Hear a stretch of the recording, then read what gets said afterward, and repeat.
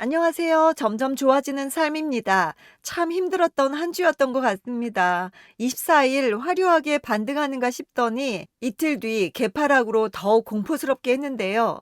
역대급 반대 매매에도 불구하고 도대체 지수는 살아날 기미가 보이지 않습니다. 도대체 개인들이 얼마를 더 팔아야 회복이 될까요? 정말 짜증이 날 정도로 주식창 보고 있기가 힘든데요. 저도 견디다 결국은 한때는 국민주였던 카카오를 손절하고 말았습니다. 참 속이 쓰린데요. 저의 한 주간 매매일지 보시면서 이야기 계속 이어갈게요. 끝까지 봐주세요. 참 처량한 모습입니다. 썰렁하다 못해 으스스한데요. 23일 성우하이텍을 자동차 부품주 실적에 대한 기대감으로 시장 대비 견고한 모습을 보고 추가 매수를 했습니다. 그리고 24일 카카오를 드디어 결국은 전량 손절을 하고 말았는데요. 연일 신저가 랠리를 펼치고 있습니다. 제가 전에 이날 마이너스 17%쯤으로 손절을 하고 말았는데요. 그때 반 정도 손절을 했거든요.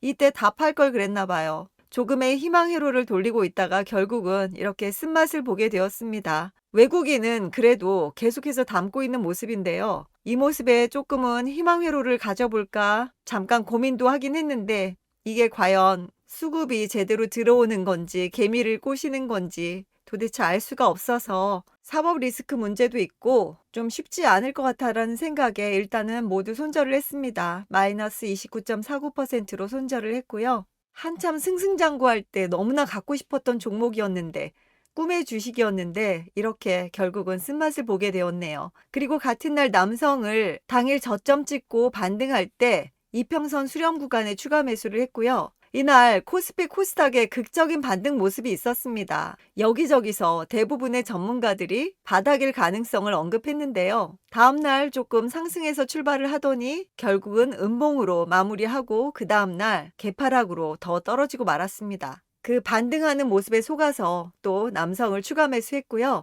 이날 퓨런티어도 그렇고 현대오토에버도 그렇고 자율주행 관련주들이 견조한 모습을 보였습니다. 남성 역시 시가를 유지해주는 모습에 추가 매수를 들어갔고요. 정말 확신이 가장 무서운 적인 것 같습니다. 다음 주 일정 한번 살펴볼게요. 10월 30일 월요일에는 애플의 PC 노트북 맥 시리즈가 출시된다고 합니다. 아시아나항공 이사회가 개최되고요. 9월 관광 통계가 발표됩니다. 실적 발표 계속 이어지고 있습니다. GS건설, 넥센타이어, 자이S&D, CJCGV, WCP, S-오일, LG화학, 롯데정밀화학, 한화시스템, 삼성엔지니어링, LS일렉트릭, DGB 금융주주의 실적 발표가 있고요.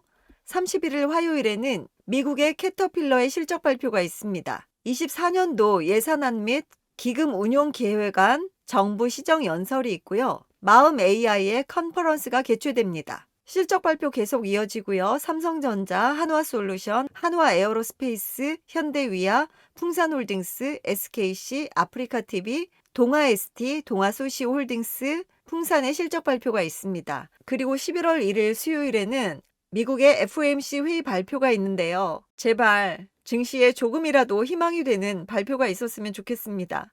계속해서 미국의 10월 ADP 취업자 변동, 10월 ISM 제조업 지수 발표가 있습니다. AI 안전 정상회의 개최가 있고요. 미국 면역 항암학회가 개최됩니다. 에너지 신산업 투자 일자리 박람회가 있고요. 범부처 물가대책 발표가 있습니다. 기아의 인증 중고 전기차 사업이 개시되고요. KWG 모빌리티의 토레스 전기차 출시가 있습니다. 한미약품, 한미사이언스, 두산퓨얼셀, PI 첨단 소재, 한국타이어앤테크놀로지의 실적 발표 있고요. 그리고 2일 목요일에는 유투바이오의 신규 상장일입니다. 애플의 실적 발표가 있고요. 일본 도쿄전력의 오염수 3차 해양 방류가 개시된다고 합니다. 맥도날드의 일부 메뉴 가격 인상이 있고요. 디지털 미디어 테크쇼가 있습니다. 디지털 퓨처쇼도 개최되고요. NC소프트의 신작 TL 온라인 쇼케이스가 있습니다. 10월 소비자 물가 동향 발표가 있고요. K카, BGF 리테일, 앱코, DL, 두산 에너빌리티, 하이브의 실적 발표가 있습니다. 그리고 3일 금요일에는 미국의 10월 고용 동향 보고서, 10월 ISM 비제조업 지수의 발표가 있습니다. 일본 증시는 휴장이고요. 제주행 중국 단체 관광 전세기 운항이 개시된다고 합니다. BTS 전국의 솔로 앨범 발표가 있고요. 9월 온라인 쇼핑 동향 발표가 있습니다. 네이버, SK이노베이션, SK아이테크놀로지, 금호석유, 현대퓨처넷의 실적 발표가 있고요. KB 제27호 스펙 신규 상장일입니다. 4일 토요일에는 호주 총리의 방중이 있고요. 그리고 5일 일요일에는 미국의 썸머타임 해제가 됩니다. 현지 시간이고요. 썸머타임 해제로 인해서 뉴욕 증시 개장 시간이 한국 시간으로 오후 10시 30분에서 오후 11시 30분으로 1시간 늦춰질 예정이라고 합니다. 미장에 관심 있으신 분들은 참고하시고요. 다음 주에도 굵직굵직한 기업들의 실적 발표가 이어지고 있는데요. 성적이 좋다고 해서 꼭 주가가 화답하는 건 아니겠지만 그래도 조금이라도 희망의 씨앗이 되었으면 좋겠습니다.